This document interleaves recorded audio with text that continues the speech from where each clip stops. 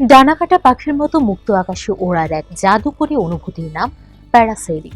কোমর আর কাঁধে শক্ত বেল্ট বেঁধে যখন পর্যটক সমুদ্রের বুকে ছুটে চলা স্পিড বোটের সঙ্গে আকাশপানে ডানা মেলে, চোখের সামনে তখন ভেসে ওঠে সুবিশাল নীল জলরাশি আর দিগন্তের মেলবন্ধন।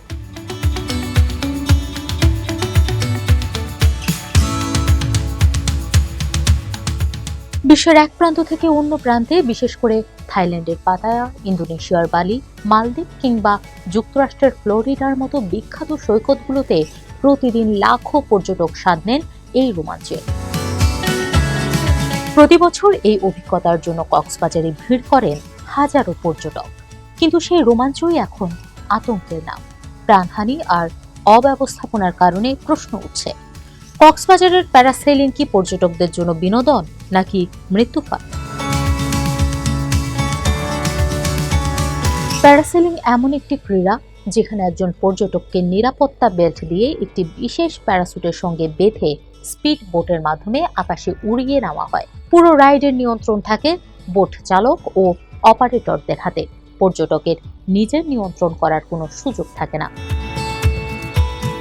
দেশের এই সেবার সবচেয়ে পরিচিত স্থান কক্সবাজারের দরিয়ানগর সৈকত। তবে আন্তর্জাতিক মান অনুযায়ী এই রাইড পরিচালনার জন্য প্রয়োজন অনুকূল আবহাওয়া, নিরাপদ যন্ত্রপাতি, প্রশিক্ষিত অপারেটর এবং জরুরি উদ্ধার ব্যবস্থা। এসবের ঘাটতি থাকলে এটি মুহূর্তেই প্রাণঘাতী হয়ে উঠতে পারে। পরিসংখ্যানের খেরোখাতায় প্যারাসেইলিং অত্যন্ত নিরাপদ। বৈশ্বিকভাবে এর দুর্ঘটনার হার 0.01% কম। প্রায় 90,000 রাইডের মধ্যে হয়তো একটি অনাকাঙ্ক্ষিত দুর্ঘটনার খবর মেলে। তবে এই অপরূপ সুন্দর ও নিরাপদ ওড়াউড়ির পেছনে লুকিয়ে থাকে কঠোর কিছু বৈশ্বিক নিয়ম। আন্তর্জাতিক মানদণ্ড অনুযায়ী বাতাসের গতিবেগ ঘন্টায় 20 মাইলের বেশি হলেই এই রাইড সম্পূর্ণ বন্ধ করে দেওয়া হয়।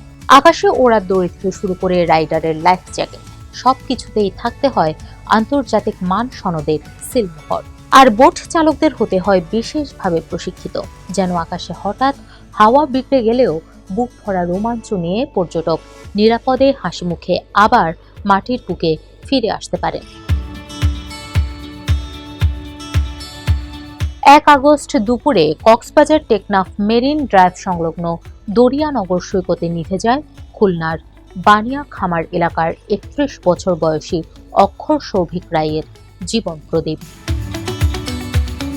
উড্ডয়নের কিছুক্ষণের মধ্যেই নিরাপত্তা বেল্ট ও রশি থেকে ছিটকে সরাসরি সমুদ্রে পড়ে যান তিনি। স্থানীয়দের সহায়তায় দ্রুত উদ্ধার করে কক্সবাজার সদর হাসপাতালে নেওয়া হলেও চিকিৎসক তাকে মৃত ঘোষণা করেন। সবচেয়ে উদ্বেগের বিষয়, এই দুর্ঘটনার মাত্র 3 দিন আগে বৈরী আবহাওয়ার কারণে জেলা প্রশাসন সব ধরনের প্যারাসেইলিং কার্যক্রম বন্ধ রাখার নির্দেশ দিয়েছিল। স্থানীয়দের অভিযোগ, সেই নির্দেশ অমান্য করেই গোপনে রাইড চালাচ্ছিল সংশ্লিষ্ট অপারেটররা। গত বছরের 30 আগস্ট সহ বিভিন্ন সময়ে বেশ কয়েকজন পর্যটক আকাশ থেকে ছিটকে পড়ে আহত হয়েছেন। প্রতি বছরই সাময়িকভাবে এসব কার্যক্রম বন্ধ হলেও কিছুদিন পর আবার চালু হয়েছে বলে অভিযোগ রয়েছে। স্থানীয়দের অভিযোগ, ঘটনাস্থলে আন্তর্জাতিক মানের কোনো লাইফগার্ড, উদ্ধারকারী ডুবুরি কিংবা জরুরি উদ্ধার ব্যবস্থা নেই। দুর্ঘটনার পর দ্রুত ও পেশাদার উদ্ধার নিশ্চিত করা গেলে হয়তো প্রাণহানির ঝুঁকি কমানো সম্ভব হতো। সৌভিক রায়ের মৃত্যু নতুন করে প্রশ্ন তুলেছে কক্সবাজারের জলক্রীড়া ব্যবস্থাপনা নিয়ে। পর্যটন সংশ্লিষ্ট ব্যক্তিদের দাবি, অনিবন্ধিত ও অবৈধ প্যারাসেইলিং প্রতিষ্ঠানগুলোকে স্থায়ীভাবে বন্ধ করতে হবে। একই সঙ্গে সব ওয়াটার স্পোর্টস পরিচালনায় কঠোর নিরাপত্তা নীতিমালা, নিয়মিত তদারকি এবং আইনি জবাবদিহি নিশ্চিত করতে হবে। নইলে সমুদ্রের আকাশে ওড়ার স্বপ্ন মুহূর্তেই পরিণত হতে পারে আরেকটি শোকের ঘটনায়।